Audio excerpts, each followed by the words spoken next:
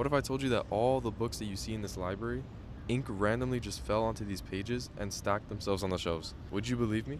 You probably wouldn't. Simply because this library and the books in it are proof that there were knowledgeable people behind it to write such texts, as well as craft the materials together. But what about the human body? The human body is made up of 37 trillion cells, and almost every single cell in your body contains DNA. Most cells that contain DNA have 3 billion letters of code, which would be about 200,000 pages for a single cell of the trillions that contain DNA.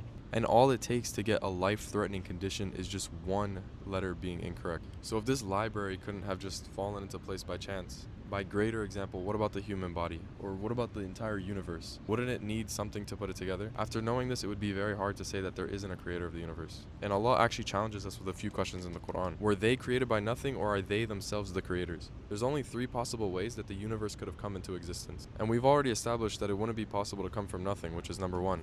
And number 2 is that it created itself. Would it be possible to say that the human created itself?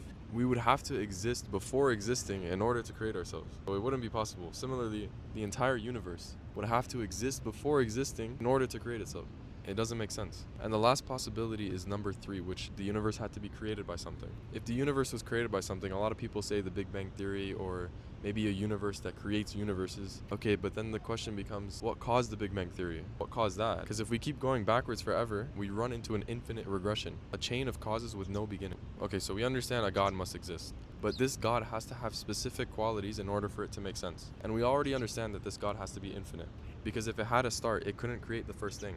This being also has to be uncreated, because if it was created, it needs something before it to create it. And number 3, it must be intelligent, because the universe is so complex, like the human body that I just mentioned. There's no way that it would come to existence if this being didn't have intelligence. And number 4, it had to be all-powerful in order to be able to create all of this. And number 5, it has to be independent while everything depends on it. Because if it was in need of anything, it'd just be like the creation. So when you come to these conclusions only using logic and you mention these qualities, you literally describe Allah without mentioning any religious text. And these 5 qualities were mentioned in the Quran in a short chapter, where Allah says, "Say, O Prophet, He is Allah, one and only. Allah is the sustainer, needed by all, and needs none. And He does not beget, nor was He begotten. And there is absolutely nothing in creation comparable to Him whatsoever." You can't have 2 gods which are both independent and everything depends on them, because then they would be dependent on each other. You can't have 2 gods that are all powerful, or else they will both overpower each other, making the other one not powerful. These are all contradictions. That shows that there can only be one God worthy of worship, which is the first half of the Shahad.